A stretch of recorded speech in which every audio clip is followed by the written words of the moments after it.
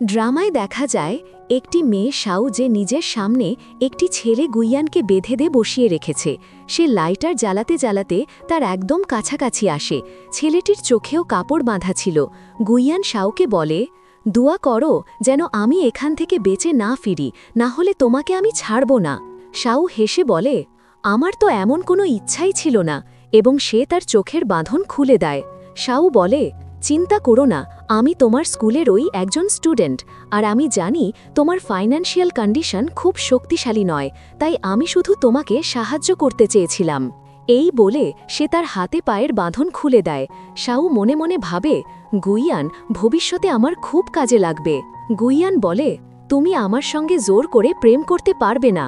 শাও জবাব দেয়, জোর করে কে করছে, আমি চাই তুমি নিজের ইচ্ছে থেকেই আমার দিকে আকৃষ্ট হও। এই কথা বলেই সে গুইয়ানের কাছে গিয়ে তাকে চুমু খায়। গুইয়ান সন্দেহ করে বলে, এর মধ্যে তোমার কোনো চাল থাকতে পারে। শাও নিষ্পাপ মুখ করে বলে, না, আমার কোনো ভুল উদ্দেশ্য নেই। তখন গুইয়ানও তাকে ধরে চুমু করে। গুইয়ান সতর্ক করে বলে, যদি আমাকে ঠকানোর চেষ্টা করো, তোমাকে ছাড়ব না। পরের দৃশ্যে শাওকে হাসপাতালে দেখা যায়। তার অসুস্থ মা বিছানায় শুয়ে আছেন। শাও তাদের দুজনের পুরনো ছবি দেখছে। শাও বলে, গুইয়ান জানেই না তার কাছে পৌঁছাতে আমাকে কত চেষ্টা করতে হয়েছে, আর এখন শেষ পর্যন্ত সে আমাকে দেখতেও আসছে। এ সময় নার্স এসে বলে, বিল পেমেন্ট করতে হবে। শাও বলে, আগামীকাল আমার বেতন পাবো, তখন সব বিল দিয়ে দেব। মাকে বিদায় বলে সে বের হয়ে যায়। অন্যদিকে মিস্টার গুকে দেখা যায়। তার বন্ধু শেং বলে, আপনি এত বড় বিজনেস আইকন, অথচ নিজের পরিচয় প্রকাশ করতে চান না। আজ আপনার ক্লাস রিইউনিয়ন পার্টি, চাইলে সত্যিটা বলে দিতে পারেন। মিস্টার গু বলেন, এখনই আমি তা করতে চাই না, অনেক বিষয় আছে যেগুলো আমাকে তদন্ত করতে হবে। তো বন্ধুরা, বসে বসে গেম খেলছেন, ক্লিক এসে খেলুন, সাথে টাকা উপার্জন করুন। নতুন অ্যাকাউন্ট খুললে পাচ্ছেন 100টি স্পিন একদম ফ্রি, জন্মদিনে থাকছে বিশেষ গিফট এবং পেয়ে যান 1000 টাকা বোনাস। লগ ইন করলে প্রতিদিন 205টি ফ্রি স্পিন, 200 টাকা ডিপোজিটে পেয়ে যাচ্ছেন 3000 টাকা বোনাস। ডিপোজিট করুন আর জিতে নিন আইফোন 70 প্রো ম্যাক্স, আর জেতা টাকা তুলুন নিরাপদ উপায়ে, বিকাশ, নগদ এবং ভারতে ফোন পেতে। গুগল পে এর মাধ্যমে লেনদেন করুন দ্রুত এবং নিশ্চিন্তে। তো পিন করা কমেন্ট থেকে বিনামূল্যে ক্লিক এক্স অ্যাপে রেজিস্ট্রেশন করুন এবং উপার্জনে যাত্রা শুরু করুন। আরেকদিকে শাও একটি বারে কাজ করছিল। তার ক্লাসমেটরাও সেখানে ছিল, কিন্তু শাও নিজের গেটআপ পাল্টে রেখেছিল। ওরা বলছিল, মিস্টার গু চায়নায় ফিরেছে, আর আমরা শুনেছি তার বিয়ে অন্য মেয়ের সঙ্গে ঠিক হয়েছে, অথচ তার অ্যাফেয়ার তো শাওয়ের সঙ্গে ছিল। শাওয়ের পরিবার দেউলিয়া হয়ে যাওয়ায় তাকে আর কেউ বিয়ে করতে চাইবে না। শাও এসব শুনে মনে মনে বলে, ওরা জানে না আমার জীবনে খুব শিগগিরই বড় মোড় আসছে। তখন এক ক্লাসমেট নিজের মোটা গার্লফ্রেন্ডের ছবি দেখিয়ে বলে, এখন আমি শুধু তাকেই ভালোবাসি, অন্য মেয়েদের পাত্তাই দিই না। শাও পাশ দিয়ে যাওয়ার সময় সেই ছেলের সঙ্গে ধাক্কা লাগে। ছেলেটি তাকে ঠেলে দেয় আর তার মাথার ক্যাপ ওড়ে যায়, চুল খুলে পড়ে। সবাই দেখে তাকে চিনে ফেলে। তারা বলে, তোমার পরিবার নিয়ে যা শুনেছিলাম সব সত্যি, তুমি এখন সত্যি খুব গরিব হয়ে গেছো। ছেলেটি বলে, এভাবে করো, 10,000 ইয়ান আমার কাছ থেকে নিয়ে নাও, এখানে কাজ করতে হবে না, আমার বিয়ে হয়েও থাকতে পারো। শাও বলে, আমাকে বিরক্ত করবেন না। সে যেতে চাইলে ছেলেটি বলে, তোর এত সাহস। সে শাওয়ের গালে চড় মারে। ঠিক তখনই মিস্টার গু আসে। মিস্টার গু তার হাত ধরে বলেন, গতকাল তুমি খুব এক্সাইটেড ছিলে, আজ কি হলো? শাও বলে, দয়া করে আমাকে বিরক্ত করবেন না। সে জোরে হাত ছাড়িয়ে মিস্টার গুয়ের মুখে চড় মারে। এতেই মিস্টার গু ফ্ল্যাশব্যাকে হারিয়ে যায়। যে দিন শাও তাকে প্রলব্ধ করার চেষ্টা করেছিল সে মুহূর্ত মনে পড়ে। যখন সে কলেজ লাইফে ছিল, শাও একবার গুইয়ানকে বলেছিল, তোমার তো টাকার প্রয়োজন, তাই তোমাকে আমার সঙ্গে এটা করতেই হবে। বর্তমানে দৃশ্যে শাও নিজের পুরনো সব কথা মনে করে ভীষণ লজ্জা পাচ্ছিল, তাই সে দ্রুত হাত ছাড়িয়ে সেখান থেকে বের হয়ে যায়। সে ওয়াশরুমে ঢোকে আর তার ক্লাসমেট ছেলেগুলো তাকে বিরক্ত করতে পিছন পিছু ওয়াশরুমে চলে আসে। শাও বলে, তোমরা আমার পিছু নিচ্ছ কেন? ওরা বলে, কলেজের পর তুমি আরও সুন্দর হয়ে গেছো, তাই তোমার সঙ্গে কিছু সময় কাটাতে চাই। শাও মুচকি হেসে বলে, হ্যাঁ, আমিও ঠিক এটাই ভাবছিলাম। এই বলে সে ওয়াশরুমের বাইরে মেইনটেন্যান্স বোর্ড লাগিয়ে দেয় আর তারপর ছেলেগুলোকে ভালো করে পেটায়। বাইরে এসে বলে, আজ তো আমার বেশ ভালো ওয়ার্কআউট হয়ে গেল। সে কাজ থেকে বের হতে যাচ্ছিল, ঠিক তখনই তার ম্যানেজার তাকে থামায়। ম্যানেজার বলে, একজন ক্লায়েন্ট তোমাকে খুঁজছে, তার ড্রাইভার দরকার। শাও দ্রুত পার্কিংয়ে যায়। সেখানে মিস্টার গু আর শেং দাঁড়িয়েছিল, তারা কাউকে মারছিল। এ দেখে শাও ভয় পেয়ে যায় আর পিলারের পেছনে লুকিয়ে ভিডিও করতে থাকে। শাও মনে মনে ভাবে, গু 4 বছরে কতটাই বদলে গেছে। সে ভাবে, যদি আমাকে দেখে ফেলে পরের শিকার আমি হব। কিন্তু তখনই গু তাকে দেখে ফেলে এবং ডাকে। শাও ভয় পেয়ে যায়। গু বলে, ড্রাইভিংয়ের জন্য আমি তোমাকে ডেকেছি, তোমার ম্যানেজারকে ফোন করেছিলাম, আমরা তো স্রেফ মাছ কাটছিলাম। শাও বিস্ময় বলে, আপনারা মাছ কাটছিলেন? গু হেসে বলে, হ্যাঁ, তোমার কি মনে হয়েছিল আমরা মানুষ কাটছি? শাও লজ্জা পেয়ে বলে, না না, আমি শুধু ভয় পেয়েছিলাম। সে গুকে বাড়ি পর্যন্ত ড্রাইভ করে নিয়ে যায় আর অবাক হয়ে দেখে এটা তো তার নিজের পুরনো বাড়ি। শাও ভাবে, আমার পরিবারের যদি এমন না হতো, আজ এটাই আমার বাড়ি থাকতো। কিন্তু জানতাম না গু এত ধনী হয়ে আমার বাড়ি কিনে নিয়েছে। সে ভাবে, যাই হোক, আমি আমার বাড়ি ফিরে নেব। গাড়ির নম্বর দেখে সে আরও চমকে যায়। এটা তো তার জন্ম তারিখ, মানে গাড়িটাও আগে তারই ছিল। শাও বলে, কত কি বদলে গেছে, সব কিছু একসময় আমারই ছিল। ঠিক তখনই গু সামনে এসে বলে, যেহেতু তুমি বাড়ির সামনে এসে গেছো, চলো ভেতর চলো। শাও বলে, না, এটা এখন তোমার বাড়ি, আমি ভেতরে যাব না। গু বলে, মনে নেই তুমি আমাকে এখানেই আনতে? শাও ফ্ল্যাশব্যাক মনে পড়ে, সেদিন তারা রাত কাটিয়েছিল। তখন শাওয়ের ফোনে খবর আসে তার বাবার অ্যাক্সিডেন্টে মৃত্যু হয়েছে, মা গুরুতর অবস্থায়। এমনকি খবরেও আসে তাদের কোম্পানি দেউলিয়া। শাও আতঙ্কে ভেঙে পড়ে। গু বলে, আমরা রাত কাটিয়েছি, আমি দায়িত্ব নেব। কিন্তু শাও রাগে বলে, আমি তোমার মুখ আর কোনোদিন দেখতে চাই না, এবং নিজের কার্ড তার দিকে ছুঁড়ে মারে। এতে কিছু টাকা আছে আর কখনো আমার সামনে আসবে না। বর্তমানে শাও বলে, সবই সময়ের খেলা, এখন আমি ব্যস্ত, আমার সময় নেই। শাও চলে যেতে চাইলে গু তাকে কোলে তুলে বাড়ির ভেতর নিয়ে যায়। বিছানায় শুইয়ে বলে, আজ আমার সব কিছু আছে, আমি চাইলে তোমার সঙ্গে যা খুশি করতে পারি। শাও ভয় পেয়ে বলে, তুমি কি আমার ওপর প্রতিশোধ নিতে চাইছো?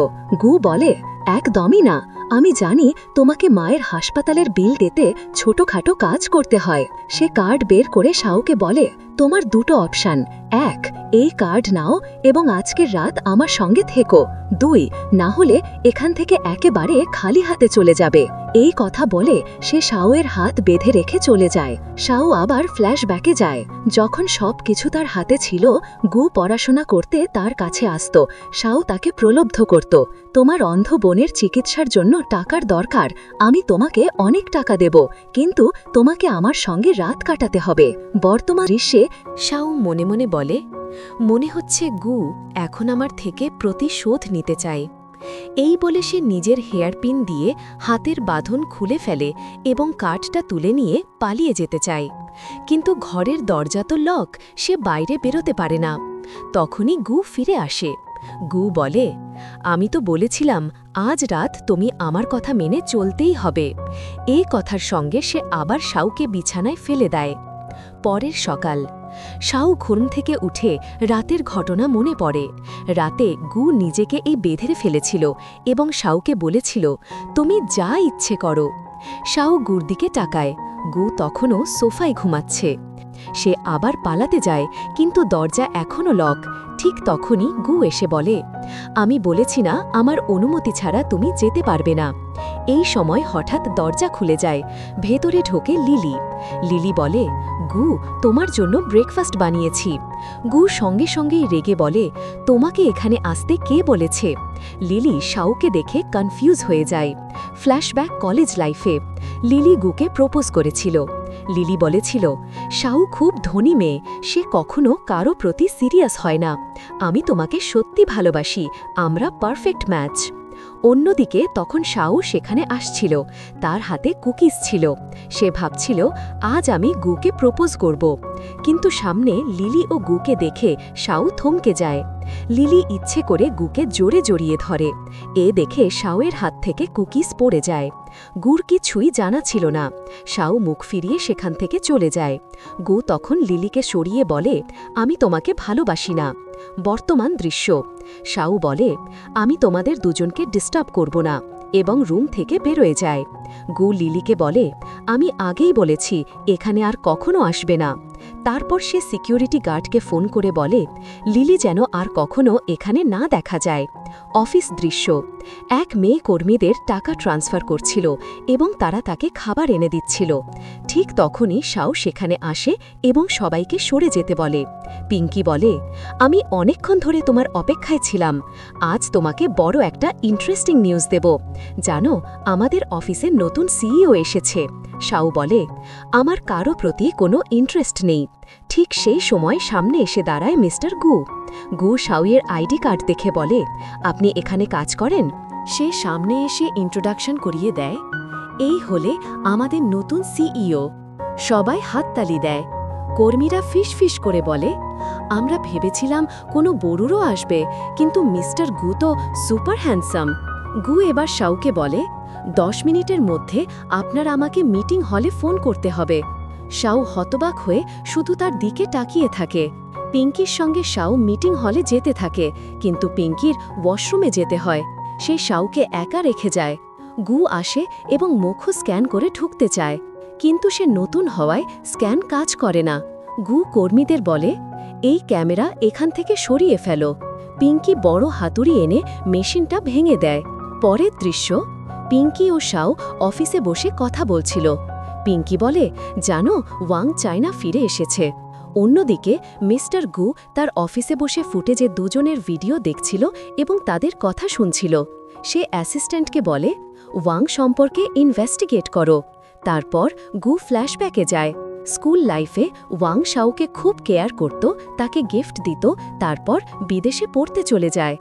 এখন অনেক বছর পর ফিরে এসেছে। এরপর তিনি সব কর্মীদের জানান যে আজ সবাইকে প্রমোশন দেওয়া হবে, আর এই খুশিতে আজ সবাই পার্টি করবে। এই কথা শুনে সবাই খুব খুশি হয় এবং হাততালি দেয়। এরপর তিনি শাওকে বলেন যে মিস্টার গু তাকে নিজের সেক্রেটারি হিসেবে নিয়োগ দিয়েছেন, তার প্রমোশনও হয়ে গেছে এবং স্যালারিও বাড়ানো হয়েছে। এটা শুনেই পিঙ্কি বলে, কি সেক্রেটারি জব? মানে সে তোমাকে ব্যক্তিগত কাজও করাবে? তোমাকে তো সরাসরি না বলে দেওয়া উচিত। কিন্তু শাও যখন স্যালারি বেড়েছে এই কথা শুনে সে খুব এক্সাইটেড হয়ে যায় এবং বলে, হ্যাঁ, আমি এই পোস্ট নিতে রাজি। কিছুক্ষণ পর পিঙ্কি শাওয়ের কাছে এসে বলে, অনেক দিন হলো আমরা ফান করিনি। দেখ, এই রিলটা দেখ, মেল মডেলরা ডান্স করছে। আজ আমরা বাইরে গিয়ে এনজয় করব, আর আমি তোমার জন্য অনেক মেল মডেলও ডাকব। কিন্তু তারা জানত না যে অন্যদিকে মিস্টার গু তাদের কথা শুনছিলেন এবং দেখছিলেন। মিস্টার গু মনে মনে ভাবেন, মানে শাও এসব জিনিস খুব পছন্দ করে। পরবর্তী দৃশ্যে শাও মিস্টার গুকে ধন্যবাদ দিতে তাদের বাড়িতে আসে এবং সঙ্গে নিয়ে আসে লাল গোলাপ। মিস্টার গু দরজা খুলতেই দেখা যায় তিনি মেল মডেলের পোশাকে। শাও পুরোই অবাক। গু বলেন, যদি শুধু ফুল দিতে এসো তাহলে এগুলো টেবিলে রেখে দাও। শাও ঘরে ঢোকে এবং ফুল রাখে। ঘরের ভিতর অনেক জায়গায় মেল মডেলের কস্টিউম রাখা ছিল। বেডরুমেও একই জিনিস। গু বলেন, এগুলোর মধ্যে যে ড্রেসটা তোমার ভালো লাগে আমি সেটা তোমার জন্য পরতে পারি। শাও লজ্জায় বলে, না, আপনি এমনই ভালো লাগছেন, আর আমাকে এখন গুরুত্বপূর্ণ কাজে যেতে হবে। এ কথা বলে শাও চলে যায়। তারপর শাও হাসপাতালে দেখা যায়। সে তার মায়ের বিল পরিশোধ করে এবং ভাবে, এভাবে তো খুব বেশি খরচ হয়ে যাচ্ছে। এতে সে মন খারাপ করে। হঠাৎ পিঙ্কি দৌড়ে এসে বলে, আমি মিস্টার গুকে এক মেয়ের সঙ্গে দেখেছি। ওই মেয়ে তাকে খুব ক্লোজ হয়ে চেক আপ করাচ্ছিল। মনে হচ্ছে তার কারোর সাথে অ্যাফেয়ার চলছে। সে শাওকে টেনে সেই দিকে নিয়ে যায়।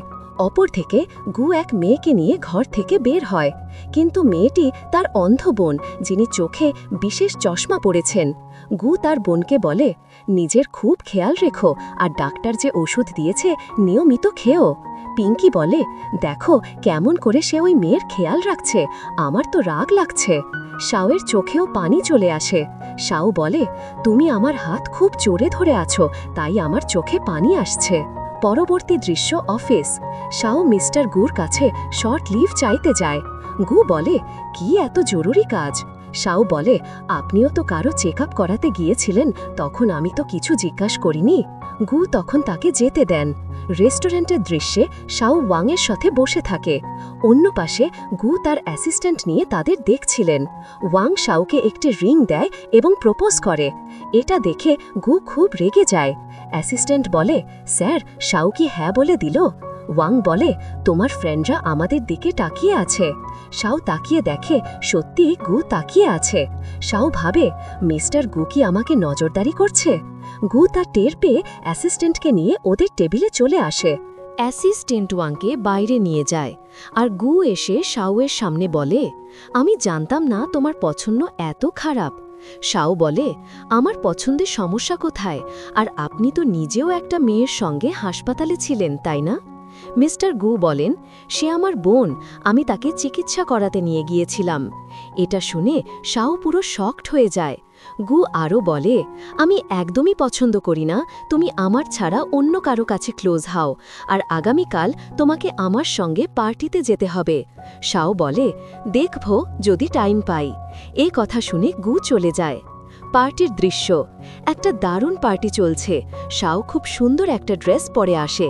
কিছু মেয়ে তাকে বুলিলি করতে শুরু করে, তোমার সাহস কি করে হলো এখানে আসার? তুমি তো একসময় বড়লোক ছিলে, তোমাদের ফ্যামিলি দেউলিয়া হওয়ার পর তোমার তো লুকিয়ে থাকা উচিত। তখন লিলিও আসে। সে বলে, মিস্টার গু কি তোমাকে ভালোবাসবে ভাবছ? সে শুধু তোমার থেকে বদলা নিচ্ছে, তোমার মধ্যে তার কোনো ইন্টারেস্ট নেই। শাও বলে, আমি তোমাদের সাথে সময় নষ্ট করতে পারবো না। সে যেতে নিলে গু এসে তাকে হাগ করে। গু বলে, শাও আমার স্পেশাল গেস্ট, আমি নিজেই ওকে এনেছি। শাও অভিনয়ের মোডে গিয়ে বলে, ডার্লিং, তুমি এত দেরি কেন পড়লে? সবাই আমাকে বলিলিই করেছে। গু তার কিউট আচরণ দেখে পুরনো কলেজের শাওকে মনে পড়ে। গু বলে, সরি, এখন থেকে কেউ তোমাকে বিরক্ত করতে পারবে না। এক মেয়ে আবার শাওকে তুচ্ছ তাচ্ছিল্য করলে শাও সোজা চড় মেরে দেয়। মেয়েটিও চড় মারতে যাচ্ছিল, কিন্তু গু তার হাত ধরে ফেলে। তখন লিলি বলে, আমার সঙ্গে জরুরি কথা আছে, মাত্র 3 মিনিট লাগবে।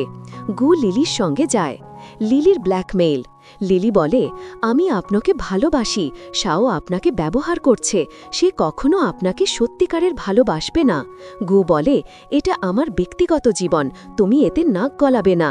লিলি বলে, আমার মনে আছে আপনি নিজের বাবাকে মার দিয়েছিলেন। গু থমকে যায়। সে বলে, তুমি আমার পরিবারের ব্যাপারে জানলে কিভাবে? ফ্ল্যাশব্যাকে দেখা যায় গুর বাবা জুয়া খেলে টাকা চাইত, মা কাঁদছিল, বোনের চিকিৎসার টাকাও ছিল না, বাবা জিনিস ছুঁড়ে মারছিল। গু থামাতে গেলে হাত থেকে ভুলে বাবার মৃত্যু হয়ে যায়। বর্তমানে লিলি বলে, আপনি যদি আমার সঙ্গে এনগেজমেন্ট না করেন আমি এই ছবি পোস্ট করে দেব। গু বলে, ঠিক আছে, ভাবছি। এ কথা বলে সে চলে যায়। লিলি খুশিতে ভাবে, গু নিশ্চয়ই আমাকে বিয়ে করবে। অন্যদিকে শাও এসব পুরো ঘটনা দেখছিল। শাওকে সরানোর প্ল্যান। শাও এটা বসে ড্রিঙ্ক করছিল। লিলি মনে মনে ভাবে, প্রথমে শাওকে গুর লাইফ থেকে সরাতে হবে। লিলি শাওয়ের কাছে আসে, আমি আর গু খুব দ্রুতই বিয়ে করছি। শাও অভিনয় করে তার গ্লাসে ড্রিঙ্ক লিলির উপরে ঢেলে দেয়। আমি সরি, কিন্তু গু তো আমাকে ভালোবাসে, সে তোমাকে বিয়ে করবে কিভাবে? লিলি বলে, তুমি তো ওকে ছেড়ে চলে গিয়েছিলে, তারপর থেকেই সে আমাকে ভালোবাসে, এখন আমাদের বিয়ে হবে। তারপর লিলি শাওকে 50 মিলিয়নের চেক দিয়ে বলে, এই টাকা নাও আর তার জীবন থেকে চিরদিনের জন্য সরে যাও। শাও চেকটা হাতে নেয়।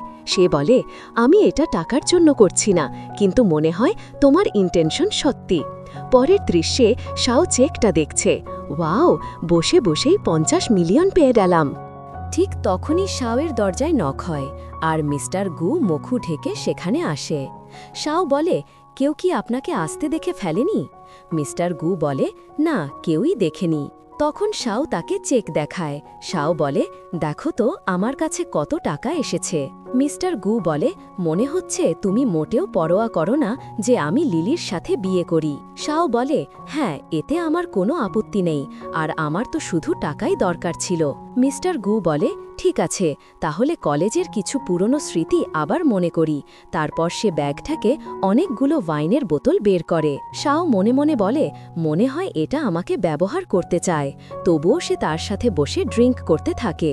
মিস্টার গু বলে, আমাকে লিলির কাছ থেকে আমার ছবি ফেরত আনতে হবে, কারণ সে আমাকে ব্ল্যাকমেইল করছে। আর ততক্ষণ তুমি চাইলে যত খুশি অভিনয় করতে পারো। তারপর পরের দৃশ্যে দেখা যায় অফিসে। যেই শ্যাং জানতে পারে যে মিস্টার গু লিলির সাথে এনগেজমেন্ট করতে যাচ্ছে, সে সঙ্গে সঙ্গে মিস্টার গু এর কাছে আসে। সে খুব কাছে গিয়ে বলে, আপনি লিলির সাথে এনগেজমেন্ট করবেন না কিভাবে? আপনি তো সবসময় শাওকে পছন্দ করতেন, আর আপনারা তো একে অপরের খুব কাছাকাছি ছিলেন। অফিসের সবাই তাদের দেখে আর সবাই ভাবে তারা নাকি গে। কিছুক্ষণ পর শাওয়ের মোবাইলে মিস্টার গুয়ের মেসেজ আসে, তাকে চা আনতে বলে।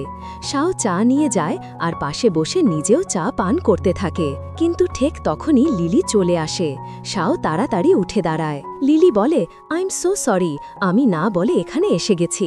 মিস্টার গু বলে, কোনো সমস্যা নেই, তুমি যে কোনো সময় আসতে পারো। তারপর লিলি বলে, আমি আপনার সাথে একটা কন্ট্রাক্ট ডিল সাইন করতে চাই, আর 20 মিলিয়ন ইনভেস্টও করতে চাই। মিস্টার গু রাজি হয়ে যায় আর লিলি আনন্দ করে চলে যায়। মিস্টার গু তখন শাওয়ের দিকে তাকিয়ে হাসে। তারপর শাও বাইরে আসে। পিঙ্কি দ্রুত তার কাছে আসে। পিঙ্কি বলে, তুমি কি শুনেছ মিস্টার গু লিলির সাথে এনগেজমেন্ট করতে যাচ্ছে? শাও বলে, হ্যাঁ আমি জানি, আমি কখনো ভাবিনি গু এটা করবে। সে নিজের জিনিসপত্রও গুছাচ্ছিল। পিঙ্কি বলে, এখন তুমি কোথায় যাবে? শাও বলে, আমি চাকরি থেকে রিজাইন করেছি, তবে আমার বেতন ঠিক সময়ে পাবো। পিঙ্কি অবাক হয়ে যায়। শাও নিজের জিনিস নিয়ে আরেকটা অফিসে যায়। সে বলে, এই অফিসটা আমার মা ঠিক করে দিয়েছে। তারপর শাও পিঙ্কির সাথে প্ল্যান করে কিভাবে সে নিজের অফিস সেট আপ করবে। দুজনে শপিং করতেও যায় আর খুব রিচের মতো অভিনয় করে, দামি জিনিস কিনতে থাকে। ঠিক তখনই গু আর লিলি ওখানে আসে। লিলি শাওকে দেখে বলে, জানতাম না তুমি এখানে শপিং করতে এসেছো। শাও বলে, হ্যাঁ এসেছি, কিন্তু দোকানটা খুব ভালো নয়। লিলি বলে, ঠিক আছে, তাহলে আমি অন্য দোকানে যাব। এরপর সে গুকে নিয়ে চলে যায়। পিঙ্কি শাওয়ের আচরণ দেখে অবাক হয়। শাও বলে, আমি লিলিকে খুব ভালো চিনেছি, আমি যদি বলি সে উল্টোটাই করবে। সে আবার এখানে শপিং করতে আসবে, আর সে যতবার শপিং করবে আমি 10% করে বাড়তি ডিসকাউন্ট পাবো। পিঙ্কি বলে, তুমি তো ভীষণ চালাক। ওদিকে লিলি আবার গুকে নিয়ে সেই দোকানেই ফিরে আসে। গু শাওয়ের দিকে দাঁড়িয়েছিল, তাই ম্যানেজার তাদের দেখে বলে, আপনাদের কাপড় লুক তো অসাধারণ, আমরা কি আপনাদের ওয়েডিং সেট দেখাবো? লিলি এটা দেখে বিরক্ত হয়। সে গুকে নিজের পাশে টেনে নিয়ে বলে, আমি আর গু কাপল, আর আমরা বিয়ে করতে যাচ্ছি, আমরা এখানে শপিং করতে এসেছি। ম্যানেজার সঙ্গে সঙ্গে দুঃখ প্রকাশ করে। সে বলে, আপনারা খুব রিচ মনে হচ্ছেন, আপনাদের আমরা সিগনেচার জুয়েলারি দেখাই। ওরা দুজন খুব কিউট আচরণ করছিল, আর ইচ্ছা করেই এমন করছিল, কারণ তারা জানত যে জিনিসে তারা হাত দেবে লিলিও সেটা কিনতে চাইবে। তাই তারা খুব দামি জিনিসের দিকেই যাচ্ছিল। তারপর তারা দুজনে একটি রিং ট্রাই করতে থাকে। শাও বলে, এই রিংটা তো 21 ক্যারেটের মনে হচ্ছে। ম্যানেজার বলে, হ্যাঁ এটি 21 ক্যারেটের এবং রিয়েল গোল্ড, এর ওপর ছোট ছোট ডায়মন্ডও লাগানো আছে। এগুলো শুনেই লিলি বলে, এই রিংটা আমিই কিনব। পিঙ্কি লিলিকে বলে, মনে হয় তোমার অন্যের জিনিস নেওয়ার খুব শখ আছে, যাই হোক যদি ভালো লাগে তুমি নিতে পারো। এরপর শাও আর পিঙ্কি ড্রেস সেকশনের দিকে চলে যায়। লিলিও তাদের পেছনে আসে। পিঙ্কি শাওকে ড্রেস দেখিয়ে বলে, এই ড্রেসটা দেখো, দারুণ সুন্দর, আর তোমার ওপর পুরোপুরি মানাবে। লিলি এগিয়ে এসে ড্রেসটা ধরে ফেলে। সে বলে, এই ড্রেসটা আমার ওপর বেশি মানাবে। সে সেলস গার্লকে ড্রেস দিয়ে বলে, এটা চেঞ্জিং রুমে নিয়ে চলো। সে ড্রেস বদলে বাইরে আসে। পিঙ্কি বলে, এটা তোমার ওপর মোটেও মানাচ্ছে না, এখন তো সামার চলছে আর তুমি ফুল স্লিভ পরেছ। লিলি বলে, এটা আমার স্টাইল, আমি এই ধরনের ড্রেসই পছন্দ করি।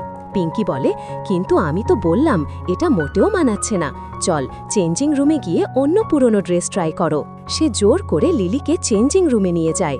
কিন্তু ওরা যখন লিলির পিঠের দিকে তাকায়, দেখে সেখানে অনেকগুলো দাগ, যেন তাকে কখনো মারধর করা হয়েছে। পরের দৃশ্যে দেখা যায় শাও একা বসে আছে, পিঙ্কিকে লিলি সম্পর্কে মেসেজ করছে। ঠিক তখনই গু সেখানে আসে। সে শাওয়ের কাঁধে নিজের কোটটা জড়িয়ে দেয়, কারণ শাও ঠান্ডায় কাঁপছিল। গু বলে, তোমার তো সানসেট দেখতে ভালো লাগে তাই না, তাই আজ তোমাকে এখানে এনেছি। শাও বলে, সময় বদলালে মানুষের পছন্দও বদলায়, এখন এসব আমার ভালো লাগে না। তার মাথায় তখন কলেজের সেই দৃশ্য ভেসে ওঠে যখন সে গুকে বলেছিল যে সানসেট তার খুব ভালো লাগে। গু বলে, তুমি কি বলবে, কেন তুমি আমাকে ছেড়ে চলে গিয়েছিলে? শাও বলে, আমি এসব বলতে চাই না, কিন্তু যেদিন সকালে তোমার পাশে ঘুম থেকে উঠেছিলাম সেদিনও জানলাম আমাদের কোম্পানি দেউলিয়া হয়ে গেছে। আমার মা গাড়ি দুর্ঘটনায় পড়েছে, আমাদের আর্থিক অবস্থা খুব খারাপ হয়ে গেল, মার্কেটে আমাদের সব শেয়ারের দামও পড়ে গেল। তারপর আমি মায়ের চিকিৎসার জন্য অনেক কষ্ট করেছি, এমনকি আমাকে বারেও কাজ করতে হয়েছে। গু জিজ্ঞাসা করে, তিনি কি তোমার আসল বাবা ছিলেন? শাও বলে, না, তিনি আমার আসল বাবা ছিলেন না। এরপর ফ্ল্যাশব্যাকে দেখা যায় শাও তার মামার সঙ্গে দেখা করতে যায়। এ তোমার মামা, তোমার বাবার পরেও ওই আমাদের দেখাশোনা করবে, আমরা বিয়ে করতে যাচ্ছি। মামা বলে, আমি তোমাকে পরিবারের মতোই দেখব, আশা করি তুমি আমাদের সম্পর্ক নিয়ে খুশি হবে। তারপর কিছুদিন পর দেখা যায় শাওয়ের মা কাঁদছে। তিনি বলেন, তোমার মামা আমাকে ঠকিয়েছে, সে শুধু আমাদের সম্পত্তি দখল করার জন্য বিয়ে করেছিল। শাও বলে, এ কারণেই আমি কোনো পুরুষের ওপর বিশ্বাস করতে পারতাম না, আর তোমার সাথেও এমন আচরণ করতাম। গু শাওয়ের হাত ধরে। গু বলে, আমি জানি তুমি অনেক ইমোশনাল ট্রমার ভেতর দিয়ে গিয়েছ, কিন্তু বিশ্বাস করো, আমি তোমাকে খুব ভালোবাসি। তোমার দেওয়া টাকাই আমি আমার বোনের চিকিৎসা করিয়েছি, আর আমার পুরো ব্যবসাও তোমার টাকাই দাঁড় করিয়েছি। অন্যদিকে দেখা যায় শাও আর পিঙ্কি তাদের কোম্পানির গ্র্যান্ড ওপেনিং করছে। তারা রিবন কাটে। পিঙ্কি ঘোষণা করে আজ সবাইকে ফ্রি ডিনার দেওয়া হবে। এতে সবাই খুব খুশি হয়ে কাজে লেগে যায়। অন্যদিকে লিলিকে দেখানো হয় তার বাবা মা তাকে খুব বকাঝকা করছে। তারা বলে, আমাদের কাছে খুব কম সময় আছে, তোমাকে গুকে বিয়ে করতেই হবে। লিলি বলে, আমার কি নিজের কোনো জীবন নেই, তোমরা সব সময় আমাকে ব্যবহার করছো? তার মা তাকে চড় মেরে বলে, তুমি এভাবে প্যারেন্টসের সাথে কথা বলছো? লিলি বলে, যখন আমি কলেজে পড়তাম তোমরা আমাকে 3 দিন আটকে রাখতে, খাবারও দিতে না। তার মা বলে, আমরা তোমার বাজে কথা শুনব না, তোমার হাতে খুব কম সময় আছে। এই কথা বলে তারা চলে যায়। লিলির ঠোঁট থেকে তখন রক্ত ঝরছিল। পরের দৃশ্যে বারে পার্টি চলছে। শাও আর পিঙ্কি তাদের এমপ্লয়ীদের পার্টি দিয়েছে। সেখানে মিস্টার জেনও আছে, যিনি বহু বছর পর চীন ফিরে এসেছেন। এমপ্লয়িরা তাকে জিজ্ঞেস করে, আপনাদের তো মনে হচ্ছে শাওয়ের সাথে প্রেম চলছে, আপনারা বিয়ে কবে করছেন? ঠিক তখনই গু বাইরে দাঁড়িয়ে তাদের কথা শুনে ফেলে। সে ভিতরে ঢোকার দরজা খুলতে যাচ্ছিল, কিন্তু এসব শুনে চুপচাপ সরে যায়। মিস্টার জেন বলে, না, আমি শাওকে সবসময় বোনের মতো দেখি, আমি অন্যটাওকে ভালোবাসি। এই কথা বলে সে পিঙ্কির দিকে তাকায়। পিঙ্কির তো এসবের কিছুই জানা ছিল না। পিঙ্কি আর শাও অনেক বেশি ড্রিঙ্ক করেছিল। তারা বের হচ্ছিল, মিস্টার জেনও তাদের সাথে ছিল। পিঙ্কি বলে, আপনি শাওকে বাড়ি পৌঁছে দিন, আমি নিজেই চলে যাব। মিস্টার জেন বলে, মনে হচ্ছে তুমি অনেক বেশি খেয়েছ, আমাকে তোমাকে পৌঁছে দেওয়া উচিত। শাও এটা বুঝে ফেলে, তাই ইচ্ছা করে পিঙ্কিকে ধাক্কা দিয়ে জেনের কাছে ঠেলে দেয়, যাতে জেন পিঙ্কির দিকেই যায়। কিন্তু সে নিজেই একটু টললে যায়। ঠিক তখন মিস্টার গু আসে। শাও বলে, আপনি এখানে কি করছেন? গু বলে, তোমাকে আনতেই এসেছি। সে জেনকে বলে, অনেক দিন পর দেখা। পিঙ্কি জেনকে বলে, যেহেতু গু এসে গেছে, সে শাওকে নিয়ে যাবে, আমরা যাই। তারপর তারা চলে যায়। গু বলে, তোমার একা এমন জায়গায় আসা বিপজ্জনক হতে পারে। সে শাওয়ের হাতে এক গ্লাস ড্রিঙ্ক দিয়ে বলে, এটা খেয়ে নিও, বাইরে খুব ঠান্ডা। তারপর সে সামনে হেঁটে যায়। শাও বলে, লোকটা এতটা খারাপও নয় মনে হচ্ছে। পরের দৃশ্যে শাও তার মায়ের কাছে আসে। সে বলে, মা, হাসপাতালে থাকতে থাকতে তুমি আরও সুন্দর হয়ে গেছ। তুমি জানো, আমি নিজের নতুন কোম্পানি শুরু করেছি। খুব শীঘ্রই আমি আমার কোম্পানিকে আগের অবস্থানে নিয়ে যাব, আর যারা তোমাকে এই অবস্থায় এনেছে তাদের শাস্তি দেব। পরের দৃশ্যে দেখা যায় শাও কোম্পানিতে খুব কঠোর পরিশ্রম করছে। সে নতুন ড্রেস ডিজাইন করাচ্ছে, সবাই খুব মন দিয়ে কাজ করছে। তখন পিঙ্কি আসে। পিঙ্কি বলে, জানো, মিস্টার জেন অনেক নতুন আইডিয়া দিয়েছে, আমার মনে হয় সে তোমাকে খুব পছন্দ করে। শাও বলে, তুমি পাগল নাকি? তুমি দেখতে পাচ্ছ না কে কাকে ভালোবাসে? পিঙ্কি বলে, তুমি কি বলছো? আমি তো তাকে কখনো সে চোখে দেখিনি। শাও বলে, ভুলে গেছো কলেজে সে তোমাকে সবসময় উপহার দিত? পিঙ্কি বলে, সে তো কেবল আমার ক্লাসমেট ছিল। শাও বলে, একটু ভালো করে ভাবো, আমি একটু পরে আসছি। এ কথা বলে সে চলে যায়। তারপর সে মিস্টার গুয়ের কাছে আসে, যেসব ডিজাইন শাওকাকে আনতে বলেছিল। মিস্টার গু শাওকে বলেন, আমি একটা ব্যাপার বুঝতে পারছি না, তুমি এই প্রতিযোগিতা জিততে এত মরিয়া হচ্ছ কেন? শাও তাকে বলে, কিছু বিষয় আছে যা আমি এখনই আপনাকে বুঝিয়ে বলতে পারবো না। মিস্টার গু বলেন, যদি তুমি এই প্রতিযোগিতা জিতে যাও তাহলে কি আমরা দুজনের ব্যাপারে একটু কথা বলতে পারবো? শাও বলে, আমি এখন অনেক ব্যস্ত, পরে কথা বলবো, এবং সে অজুহাত দিয়ে সেখান থেকে চলে যায়। পরের দৃশ্যে দেখা যায় শাও প্রতিযোগিতার জন্য প্রস্তুতি নিচ্ছে। তখন লিলি আর তার চাচা সেখানে আসে। তারা শাওকে দেখে বলেন, শাও, তুমি কেমন আছো? শাও বলে, আমার মনে হয় আপনি আমাকে খুব ভালো করেই চেনেন, কারণ 4 বছর আগে আপনি আমার মাকে প্রতারণা করেছিলেন, আর তার এই অবস্থার জন্য একমাত্র দায়ী আপনি। তাই আমার কাছ থেকে কোনো ভালো আচরণের আশা করবেন না। এটা বলেই সে চলে যায়। লিলি এসব শুনে অবাক হয়ে যায়, কারণ সে কিছুই জানত না। এদিকে শাও তার মডেলদের প্রতিযোগিতার জন্য প্রস্তুত করছিল। তখন সহকারী এসে জানায় প্রতিযোগিতা শুরু হয়ে গেছে। লিলিও সেখানে আসে। লিলি বলে, শাও, আমি তোমাকে সাহায্য করতে চাই। আমার চাচা এত সহজ মানুষও নন, তিনি তোমাকে হারানোর জন্য যে কোনো কিছু করতে পারেন। শাও বলে, আমিও দেখতে চাই তোমার চাচা কত দূর যেতে পারে, তাই গিয়ে তাকে বলে দাও আমি পিছিয়ে যাওয়ার মেয়ে না। এরপর প্রতিযোগিতা শুরু হয়। লিলির চাচাও শাওয়ের পাশে এসে বসে। তিনি বলেন, তোমাকে হারতে দেখে খুব দুঃখ লাগবে। শাও হাসতে হাসতে বলে, এখনও প্রতিযোগিতা শুরুই হয়নি, হারতে হলে আপনাকেই অপেক্ষা করতে হবে। প্রথমে লিলি আর তার চাচার মডেলদের ডাকা হয়।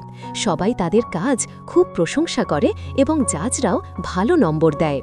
এরপর শাওর মডেলদের ডাকা হয়।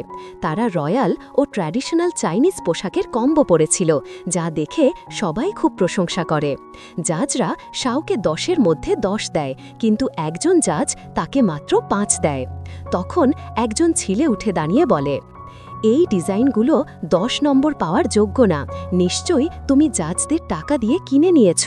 4 বছর আগে তোমার কোম্পানি তো ডুবে গিয়েছিল, তাই তোমার এখন এই নতুন চারি। শাও বলে, আমি কিচ্ছু করিনি, আপনি কারো পরিবারকে টেনে এনে তাকে অপমান করতে পারেন না। অন্যরাও শাওকে কথা শোনাতে শুরু করে। জাজরা বলেন, যদি তুমি প্রুফ করতে না পারো যে তুমি সৎভাবে কাজ করেছ, তাহলে তোমাকে প্রতিযোগিতা থেকে বের করে দেওয়া হবে। ভবিষ্যতে আর কোনো ফ্যাশন প্রতিযোগিতায় অংশ নিতে পারবে না। শাও খুব ভেঙে পড়ে। লিলি তার চাচাকে বলে, আমাদের উদ্দেশ্য শুধু জয় পাওয়া ছিল, আমরা কারো ক্যারিয়ার নষ্ট করতে পারি না, আপনাকে শাওকে সাহায্য করতে হবে। লোকজন শাওয়ের বিরুদ্ধে আরও অভিযোগ তুলতে থাকে যে সে নাকি অন্য ডিজাইনারদের কাজ কপি করেছে। জাজরা বলেন, আপনাকে প্রমাণ দিতে হবে, না হলে আমরা পুলিশ ডাকব। ঠিক তখনই মিস্টার গু এসে হাজির হন। তিনি বলেন, আর একটু অপেক্ষা করুন, সব কিছু পরিষ্কার হয়ে যাবে। সবার মোবাইলে নোটিফিকেশন আসে। সেখানে প্রমাণ ছিল যে ওই জাজ নিজেই টাকা নিয়েছিল এবং লিলিস চাচার পক্ষ নিয়েছিল। সে 5 মিলিয়ন ঘুষ পেয়েছিল। এটা দেখে সবাই শাওয়ের পাশে দাঁড়ায় এবং বলে, এর মানে 4 বছর আগেও শাওয়ের সঙ্গে অন্যায় করা হয়েছিল। এর কারণে শাওয়ের মা ডিপ্রেশনে পড়ে হাসপাতালে ভর্তি হতে হয়েছিল। জাজও শাওয়ের চাচার দিকে ইঙ্গিত করে বলেন, আমি এটা সব তার কারণে করেছি। চাচা বললেন, আমার তো কিছুই জানা ছিল না, আপনাদের সবাই আমার ওপর অভিযোগ তুলছেন। ঠিক তখন শাওয়ের সাহায্যের জন্য সে ব্যক্তি আসে যাদের তখন শারীরিক অবস্থা এখন স্বাভাবিক। তিনি এসে চাচার সামনে দাঁড়ান, বলেন, তুমি ভয় পাচ্ছ তাই না? আমি সবাইয়ের সামনে তোমাকে এক্সপোজ না করি। চাচা তাকিয়ে হতবাক হয়ে বলেন, তুমি ঠিক কিভাবে হয়ে গেলে? লিলিও প্রশ্ন করে, আপনি তো কোমায় গিয়েছিলেন না? এর সঙ্গে ফ্ল্যাশব্যাক দেখানো হয়। শাও তার মায়ের পাশে বসেছিল। তার মা হেলাফেলা করতে থাকে। শাও তাকে ডাকলেই মা চোখ খুলে নেন। শাওয়ের মা বলেন, আমি কোমায় ছিলাম, কিন্তু তোমার সব কথা শুনতে পেতাম। দুজনেই কাঁদতে শুরু করেন। শাও বলে, ধন্যবাদ ঈশ্বর, তুমি এখন ঠিক হয়ে গেছ। তার মা বলেন, আমি জানি তুমি প্রতিযোগিতায় অংশ নিয়েছ, আমি অবশ্যই তোমাকে সাহায্য করব, এবার কেউ তোমাকে বলি করতে পারবে না। পরের দৃশ্যে দেখা যায় আন্টি সবাইয়ের সামনে নিজের পরিচয় দেন। তিনি বলেন, এই লোক আমাকে বাণিজ্যিক প্রতিযোগিতা থেকে ব্ল্যাকলিস্ট করিয়ে দিয়েছিল। চাচা নার্ভাস হয়ে বললেন, প্লিজ আমাকে মাফ করো, আমি কিছু করিনি। আন্টি হাসি দিয়ে বলেন, তখন আমার গাড়ি দুর্ঘটনায় ধ্বংস হয়ে গিয়েছিল, তাই প্রমাণ সংগ্রহ করতে পারিনি, এবার সব প্রমাণ সঙ্গে আনি। তিনি ফাইল দেখান এবং সব ডিজাইন দেখান যা চুরি হয়েছিল। গিয়ে বলেন, তুমি কিভাবে জানতে পারলে? আন্টি বলেন, যা আমি নিজের হাতে তৈরি করেছি তা তুমি কখনো চুরি করতে পারবে না। শাও তার মায়ের পাশে দাঁড়িয়ে বলেন, আমি পুরোপুরি আমার মায়ের মতো, তাই আমি কখনো কাউকে প্রমাণ ছাড়া অভিযোগ করি না। আন্টির হাত ধরে বলেন, প্লিজ আমাকে মাফ করো, আমি বড় ভুল করেছি। কিন্তু আন্টি তাকে থাপ্পড় দেন। তিনি বলেন, তোমার কারণে আমার জীবন নষ্ট হয়ে গেছে, তুমি আমার কাছে মাফ চাইছ, মাফ চাইতে হবে পুলিশের কাছে। এর সঙ্গে পুলিশ আসে এবং চাচাকে গ্রেপ্তার করে নিয়ে যায়। এরপর আন্টি তার মেয়ে শাওকে বলেন, চলো বাড়ি যাই। তিনজন বাড়ি পৌঁছে আন্টি বাড়ি দেখিয়ে বলেন, এই বাড়ি পুরোপুরি বদলানো হয়নি। শাও বলেন, মা, এই বাড়ি আমাদের নয়, আমি শুধু আপনাকে দেখাতে এনেছি, আসল মালিক হলো গু। শাও আন্টিকে বলেন, আপনি চলে যাওয়ার পরে আমাকে অনেক ঋণ নিতে হয়েছিল, আমার বাড়ি এবং কোম্পানি বিক্রি করতে হয়েছিল, বাঁচতে প্রচুর পরিশ্রম করতে হয়েছিল, তবে এখন এই বাড়ি মিস্টার গুয়ের প্রপার্টি। তারপর গু এগিয়ে গিয়ে নিজেকে পরিচয় করান। আন্টি বলেন, আমি তোমাকে চিনি, তুমি শাওয়ের বয়ফ্রেন্ড, তাই না? শাও বলেন, মা, আমি কখনো এটা বলিনি। আন্টি বলেন, যখন আমি কোমায় ছিলাম এবং তুমি আমার সঙ্গে কথা বলেছিলে, তখন থেকেই আমি গু সম্পর্কে জানতাম। ঠিক আছে, যদি এই বাড়ি এখন আমাদের না থাকে, তবে রুম ভাড়া নিয়েও থাকতে পারি। আন্টি শাওয়ের হাত ধরে বলেন, তুমি এখন বড় হয়ে গেছো, আশা করি দ্রুত বিয়ে করবে এবং ভালো জীবনসঙ্গী বাছাই করবে। এবং এভাবেই এই ড্রামা শেষ হয়ে যায়। তো বন্ধুরা, তোমাদের এই ড্রামাটি কেমন লেগেছে অবশ্যই কমেন্ট করে জানিও। আরও নতুন নতুন সব ড্রামা দেখতে চ্যানেলটি সাবস্ক্রাইব করো। ধন্যবাদ।